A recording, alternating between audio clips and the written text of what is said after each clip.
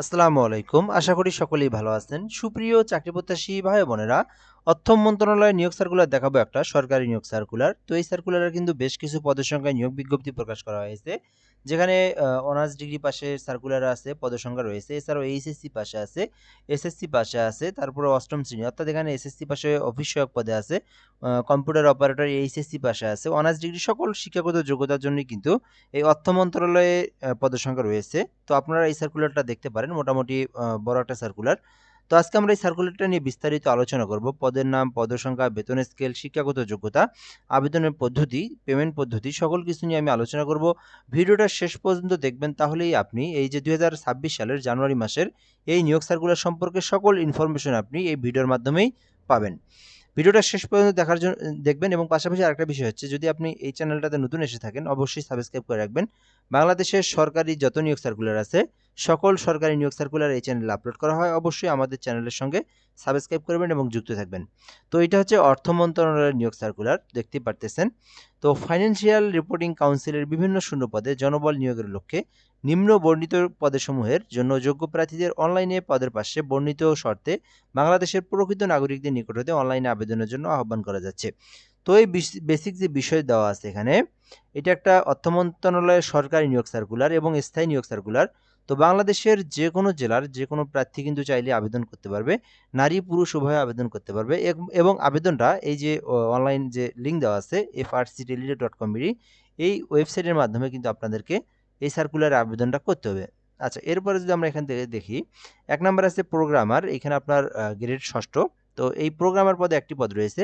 এক্ষেত্রে আবেদনের জন্য শিক্ষাগত যোগ্যতা চাওয়া হয়েছে computer science and engineering, electrical and electronics, engineering, information and communication technology সংশ্লিষ্ট বিষয়ে অনন্য দ্বিতীয় শ্রেণী বা সমমানের সিজিপিএ সহ ৪ বছর মেয়াদী অনার্স অথবা ডিগ্রি পাস করলে আপনারা আবেদন করতে পারবেন।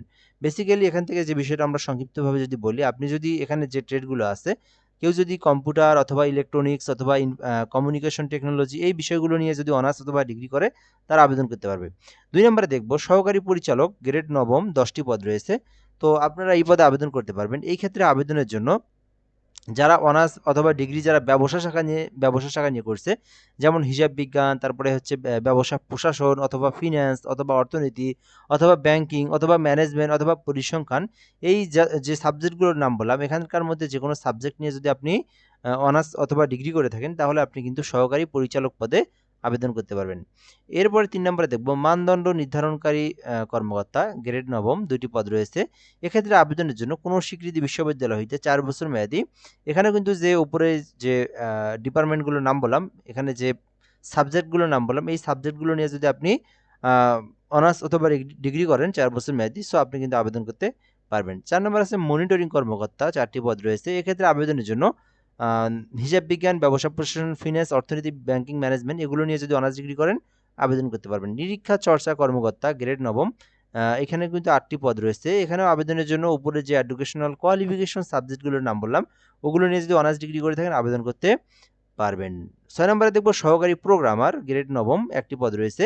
Computer science and engineering, electrical and electronics, information and communication technology এগুলো নিয়ে যদি আপনি অনার্স অথবা ডিগ্রি করে থাকেন, আপনি কিন্তু সহকারী প্রোগ্রামার পদে আবেদন করতে পারবেন। ৭ নম্বরে আছে সহকারী মেইনটেন্যান্স ইঞ্জিনিয়ারিং, নবম গ্রেডের একটি পদ রয়েছে। ওপরে যে educational qualification, same educational qualification থাকলে আপনি আবেদন করতে পারবেন। হিসাবরক্ষণ কর্মকর্তা, ১০ম গ্রেডের একটি পদ রয়েছে। এটাতেও কিন্তু আপনার বিজনেস শাখা থেকে থাকতে হবে। যেমন এখান থেকে ব্যবসা প্রশাসন বিষয়ে যদি আপনার অনার্স অথবা ডিগ্রি করে থাকেন, মাস্টার্স করে থাকেন আরকি। এখানে মাস্টার্স চেয়েছে, স্নাতকোত্তর অর্থাৎ মাস্টার্স বোঝায়। সো আপনি কিন্তু তখন আবেদন করতে পারবেন। আচ্ছা, ব্যক্তিগত সহকারী কাম কম্পিউটার অপারেটর, ১৪ গ্রেডের ৫টি পদ রয়েছে। আবেদন করতে কোনো স্বীকৃতি বিশ্ববিদ্যালয় হইতে অনন্য দ্বিতীয় শ্রেণী বা সমমানের সিজিপিএ সহ স্নাতক বা সমমানের ডিগ্রি সহ কোনো স্বীকৃতি ইনস্টিটিউট হইতে কম্পিউটার প্রশিক্ষণ প্রাপ্ত থাকতে হবে। অর্থাৎ আপনি যদি কম্পিউটার প্রশিক্ষণ সম্পর্কে ধারণা থাকে, অর্থাৎ আপনি যদি এখান থেকে অনার্স অথবা ডিগ্রি করে থাকেন এবং কোনো স্বীকৃতি প্রতিষ্ঠান হইতে যদি আপনার কম্পিউটার প্রশিক্ষণ থাকে, যদি আপনি চালাতে পারেন, আপনার যদি কম্পিউটার সম্পর্কে এক্সপিরিয়েন্স থাকে, সো আপনি কিন্তু এই ব্যক্তিগত সহকারী কাম কম্পিউটারে আবেদন করতে পারবেন। এটা ১৪ গ্রেড, এটাতেও কিন্তু ৫টি পদ রয়েছে। ১০ নম্বরে আছে হিসাব রক্ষক, ১৪ গ্রেডের একটি পদ রয়েছে। এক্ষেত্রেও কিন্তু আবেদনের জন্য হিসাব বিজ্ঞান বা ব্যবসা প্রশাসন নিয়ে যদি অনার্স অথবা ডিগ্রি করে থাকেন, আপনি কিন্তু এই হিসাব রক্ষক পদে আবেদন করতে পারবেন। হিসাব সহকারী পদেও কিন্তু একটি পদ রয়েছে। বিজ্ঞান শাখা থেকে অনার্স অথবা ডিগ্রি করে থাকলেই হিসাব বিজ্ঞান আর কি, হিসাব বিজ্ঞান, ব্যবসা প্রশাসন, ফিন্যান্স, অর্থনীতি, ব্যাংকিং, ম্যানেজমেন্ট নিয়ে যদি অনার্স ডিগ্রি করে থাকেন আবেদন করতে পারবেন। স্টোর কিপারও কিন্তু এখানে শুধুমাত্র এইচএসসি পাশে আবেদন করা যাবে। তো এরপর আছে ডাটা এন্ট্রি কন্ট্রোল অপারেটর 16 গ্রেডের, এখানে কিন্তু শুধুমাত্র এসএসসি পাস করা থাকলেই আবেদন করতে পারবেন। এইচএসসি পাস করা থাকলে কিন্তু আপনারা আবেদন করতে পারবেন। কম্পিউটারের বেসিক নলেজ যদি জানা থাকে, যেমন টাইপিং করা, সো তাহলে কিন্তু আপনি এই ডাটা এন্ট্রিতে আবেদন করতে পারবেন। 14 নম্বরে আছে অফিস সহকারী কাম কম্পিউটার মুদ্রাক্ষরিক 16 গ্রেডের 10টি পদ রয়েছে। তো আপনারা কিন্তু এটাতে আবেদন করতে পারেন। শুধুমাত্র এইচএসসি পাস করা থাকলে আবেদন করা যায়। একদম কম্পিউটারের বেসিক নলেজ জানা থাকলেই, যেমন শুধুমাত্র টাইপটা যদি আপনি করতে পারেন তাহলে কিন্তু আপনি অফিস সহকারী কাম কম্পিউটার মুদ্রাক্ষরিকে আবেদন করতে পারবেন। এগুলো পরীক্ষাতে আপনার কিন্তু শুধুমাত্র এমএস ওয়ার্ডের মধ্যে একটা সফটওয়্যার আছে, সো ওই সফটওয়্যারে শুধুমাত্র আপনার টাইপিং টেস্ট নেয়। তো আপনারা যদি টাইপিং করতে পারেন কম্পিউটারে তাহলে আপনি এই যে কম্পিউটার অপারেটরগুলো এই পদগুলোতে আবেদন করতে পারবেন। 15 নম্বরে আছে অফিস সহায়ক 20তম গ্রেডের 10টি পদ রয়েছে। এটাতে কিন্তু কোনো ধরনের অভিজ্ঞতা বা কোনো ধরনের অভিজ্ঞতা বা কোনো কিছুর প্রয়োজন নাই। শুধু এসএসসি পাস করা থাকলে আবেদন করা যায়। জাস্ট আপনি এসএসসি পাস করছেন, সেটা যে কোনো গ্রুপ থেকে হোক, যে কোনো থেকে হোক, এসএসসি ভোকেশনাল হোক, জেনারেল হোক, মাদ্রাসা থেকে হোক, শুধু এসএসসি পাস করা থাকলেই অফিস সহায়ক পদে 20তম গ্রেডের 10টি পদ রয়েছে, এটাতে আবেদন করতে পারবেন। এখানে আপনি আপনার শিক্ষাগত যোগ্যতা অনুযায়ী যে পদে আবেদন করতে ইচ্ছুক আপনি সেই পদে আবেদন করতে পারবেন। তার আগে অবশ্যই আপনার শিক্ষাগত যোগ্যতাটা দেখে নেবেন, সেইটার সঙ্গে আপনার এই পদের সঙ্গে মিল আছে কি না নাই। আচ্ছা, এরপরে যদি আমরা মূল বিষয়গুলো দেখি, আপনি যদি এই পদে আবেদন করতে চান এই সার্কুলারে, সো এক্ষেত্রে অবশ্যই 18 হতে 32 বছরের মধ্যে আপনার বয়সটা থাকতে হবে। তো এরপর আমরা দেখব এই সার্কুলারে আবেদনের যে সময়সীমাটা আছে আর কি, অর্থাৎ শুরু এবং শেষ, তো এটা আমরা এখান থেকে দেখব। তো আবেদনের এখান থেকে শুরু যেটা 6/1/2026, অর্থাৎ এই যে জানুয়ারি মাস 2026 সালের এই জানুয়ারি মাসের 6 তারিখে আবেদনটা শুরু হয়েছে, যেটা কিন্তু জানুয়ারি মাসের 26 তারিখ পর্যন্ত সময় রয়েছে আবেদনের। আর আপনি যদি আবেদন করতে চান সেক্ষেত্রে frcteletalk.com এই ওয়েবসাইটে প্রবেশ করবেন এবং আপনার আবেদনের যে পপ আপটা আছে ওটা পেয়ে যাবেন, ওখান থেকে আবেদন করবেন। আপনি চাইলে আমার মাধ্যমে আবেদন করে নিতে পারবেন। তো সেক্ষেত্রে আবেদনের জন্য হোয়াটসঅ্যাপ নাম্বার দেওয়া আছে আমার এখানে 0177583031 এই নাম্বারে হোয়াটসঅ্যাপে এসএমএস করবেন, তাহলেই আপনি আমাকে পেয়ে যাবেন এবং আমি একটা আপনাকে ফর্ম দেবো, ওই ফর্মটা দেখে সকল ইনফরমেশনগুলো আপনি পূরণ করে দিবেন।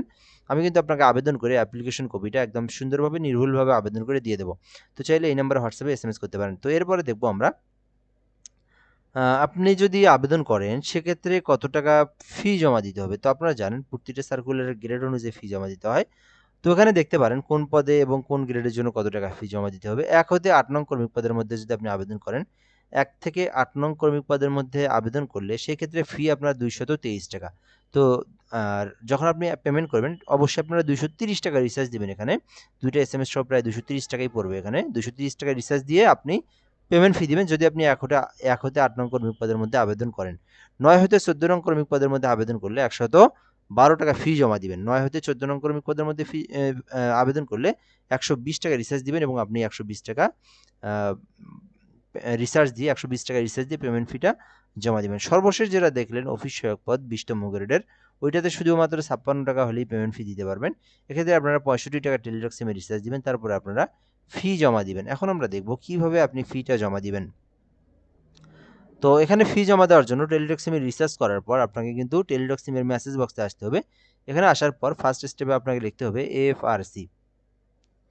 তো এখান থেকে এফআরসি লিখবেন, লেখার পরে আপনারা একটা স্পেস দিবেন, দেওয়ার পরে ইউজার আইডিটা পাবেন, আপনি এখান থেকে ইউজার আইডি লিখবেন, অ্যাপ্লিকেশন কপি থেকে নিয়ে ইউজার আইডিটা লিখবেন, লেখার পরে 16342 নাম্বার যেটা টেলিটক সিমের নাম্বার, এই নাম্বার আপনারা সেন্ড করে দিবেন। তো সেন্ড করার পরে আপনাকে কিন্তু একটা পিন নাম্বার দেওয়া হবে কিছুক্ষণের মধ্যেই, কয়েক সেকেন্ডের মধ্যেই। তো সেক্ষেত্রে পরবর্তীতে আপনারা আবার এফআরসি লিখবেন, লেখার পরে একটা স্পেস দিবেন, লেখার পরে ইয়েস লিখবেন।